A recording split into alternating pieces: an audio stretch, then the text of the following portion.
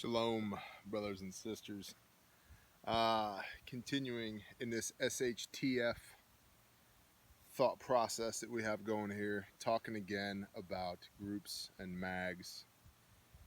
There's two things we're going to talk about right now, and I'm going to tie it all together for you, or tie a lot of it together for you. We're going to talk about community requirements, right? And long-term goals. And you're probably thinking, T, I don't care, whatever, I get it, tribe, mag, whatever, dude, whatever. Just humor me, just play along, okay? Listen. Okay, so requirements and goals. Requirements are easy, right? Food, water, shelter, air, warmth, right? The basics, security, love. We all need the same stuff, right? What's that really obnoxious new Christian worship song? We all bleed the same. Air One. I hate Air One, but whatever.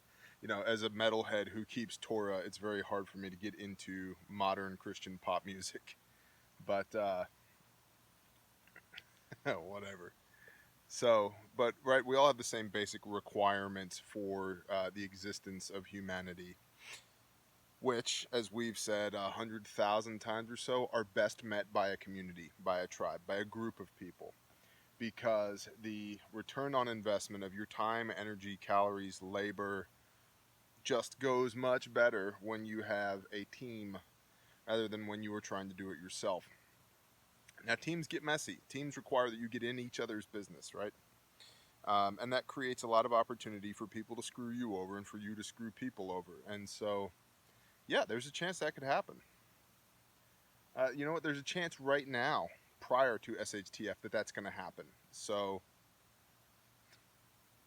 it doesn't keep you from, right, going to church, playing softball, drinking beers with your buddies, or being involved in your community, however you're involved in your community. So the concept that when SHTF happens, you're just going to become insular, just stop with that. It's nonsense. Okay. You're very condescending today, T. Yeah, I know. All right, so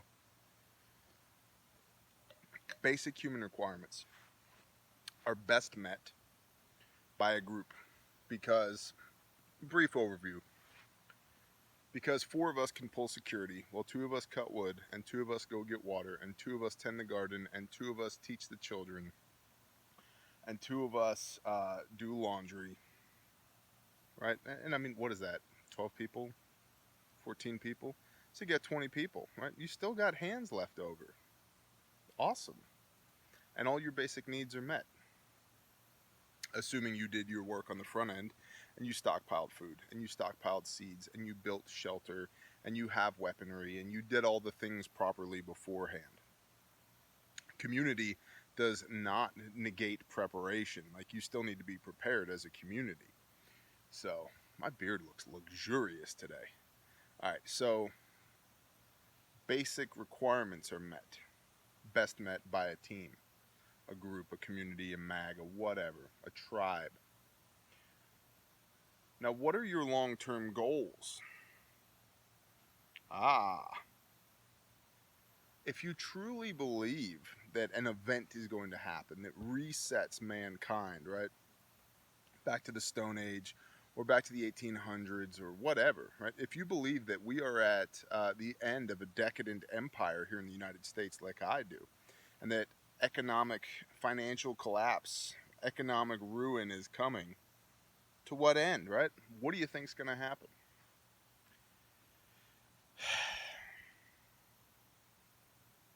Any good group, any good team, once your basic needs are met, must establish security, okay? And in order to do that, and see, we're going to talk about the dark side of groups here, and it's only a dark side depending on where you fall, on what side of the line you fall on. You have to be able to project force. You must be able to project force. Because if you can't project force, you can't protect what you have.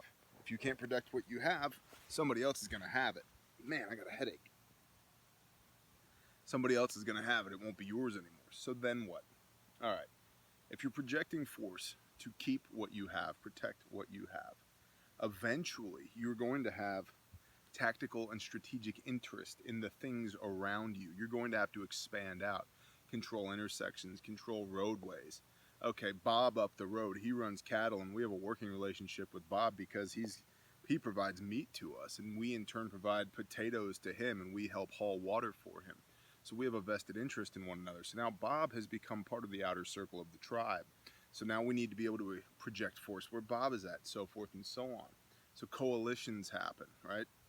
The team grows, responsibility grows, so forth and so on. Community comes back, but not the kind of community you have now.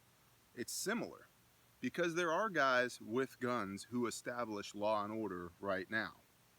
We're just very removed from that. It's not in our faces. There is a law, or a series of laws right now, that govern how we are supposed to behave, and people are punished if they transgress that law right now. Or at least they should be. Whole nother story for another time, right? So we have deadly force that backs up a rule of law right now. So what do you think is going to happen after an event? As these communities, continuity of community is something that we've talked about here before. If that interests you, go back channel, look that up. Just type in that phrase into the search bar. Squid and bear continuity of community. So there's gonna be guys with guns, again, projecting deadly force, or the ability to bring deadly force to bear in order to enforce a rule of law. Whose rule of law? That depends on what community you find yourself in. Certain communities, that's going to be the Torah. Certain other communities, it's not. It's going to be whatever you guys think is, whatever your values are. And without going down this tangent, I bet you the majority of those are going to be biblical. Don't steal, don't murder, don't covet, don't lie, right? So, without having that argument, you're going to find yourself in one way or another likely adhering to biblical principles, much like you do now. To what end, right? To coalesce power, authority, and control, hopefully under a benevolent dictator. Yes, a dictator. Somebody has to have absolute authority somewhere. It must stop somewhere. And it's really not the best to be that guy. It's best to be that guy's guy, or that guy's guy, right? Number 2 in command, number 3 in command, because everybody wants to be number 1 until they get there, and then they realize pretty quickly it's hard to do your job when everybody keeps trying to stick a knife in your back. So, better to be number 2 or number 3 than number 1 probably in that situation, but if you're a strong number 1, you can do it. But these are the things you need to be thinking about. Now, what does that actually look like? As you're building your team, what skills and talents and abilities, capabilities does your team have? How does that work into a larger picture of community? Can you actually produce food? Awesome. Can you produce firewood? Okay. Because see, we're getting into specialization of labor as we go down this road. Can you walk back there with a crosscut saw and an axe? Not a chainsaw and a pickup truck. A crosscut saw and an axe. Can you walk back there and walk back out again with firewood? Or use your draft horses. PJ and I just talked about this on Patreon. Use your draft horses to skid those logs out. Use those draft horses, hitch them to a wagon, and go sell firewood. Or whatever. Right? Eventually, there'll probably be a laundry lady again.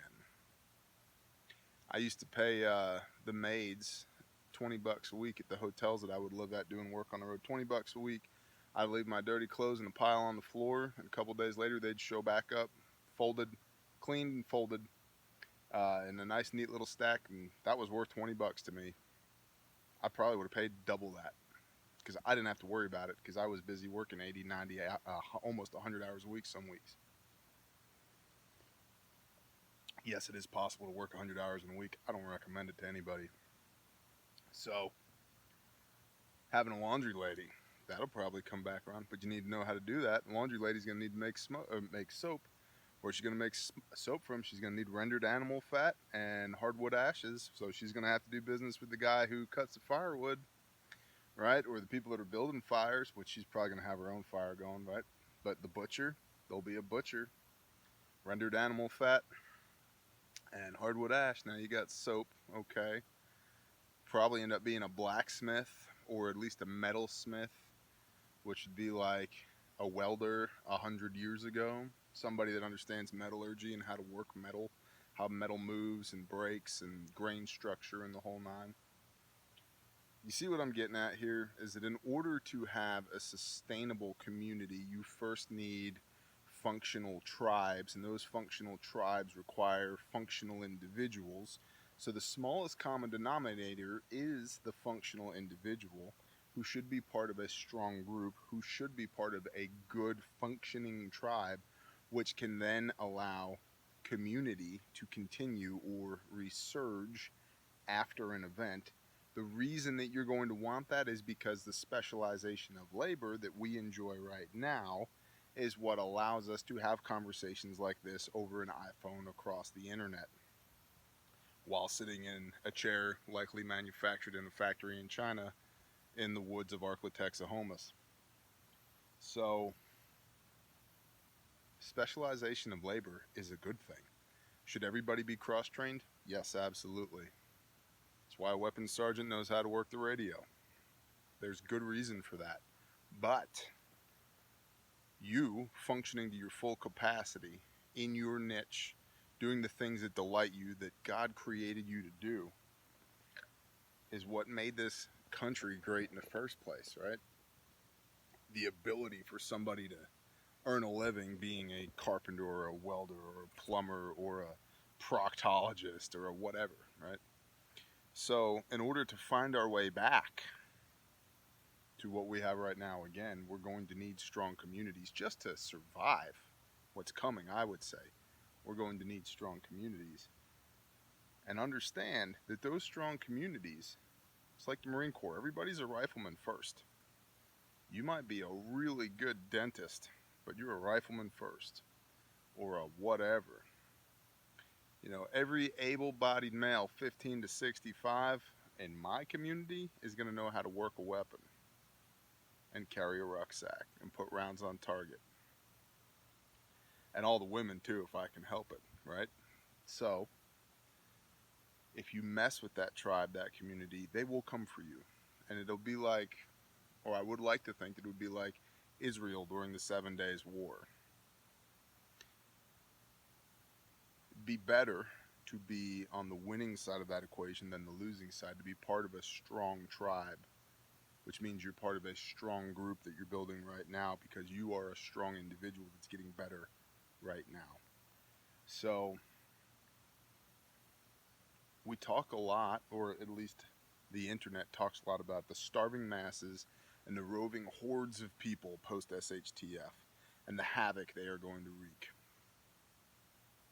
Think about the havoc that a band of 50 men of a tribe of 150, part of a community of 900, can wreak if you are to transgress their law or threaten their people or try and cut off their supply chain logistics. You see what I'm saying? Tribes are the way of man. You're either going to be on the winning end or the losing end of that. So think about, as you're building your team, as you're building your tribe, what are your immediate needs? What is the bare minimum required to maintain humanity, right? Food, water, shelter, love, coffee. What's the bare minimum? And then what are your long-term goals? What does that look like? I've said here before, I would love to be so wildly independent from the system that somebody has to come tell me, hey dude, the system fell apart a couple weeks ago. Is that a lofty goal? Amen. But I think it's an honorable goal. That's the direction we're headed. Beyond that, coalesce power, build coalitions, bring the good people to you. Strength attracts strength, honor attracts honor, wisdom attracts wisdom. Build you first so you can build a good tribe, so that you can build a good community. And if you have a strong community, whether it's in the woods behind me or outside of Cincinnati, Ohio, or Rough and Ready, California, it doesn't matter. You'll probably make it if there's enough of you and y'all care for one another, care for each other, and you're all properly squared away. So I just wanted you guys to think about that. Short-term and long-term goals of the tribe. What does that look like? And what are you doing to feed those things? So keep swinging your axe. We'll see y'all around.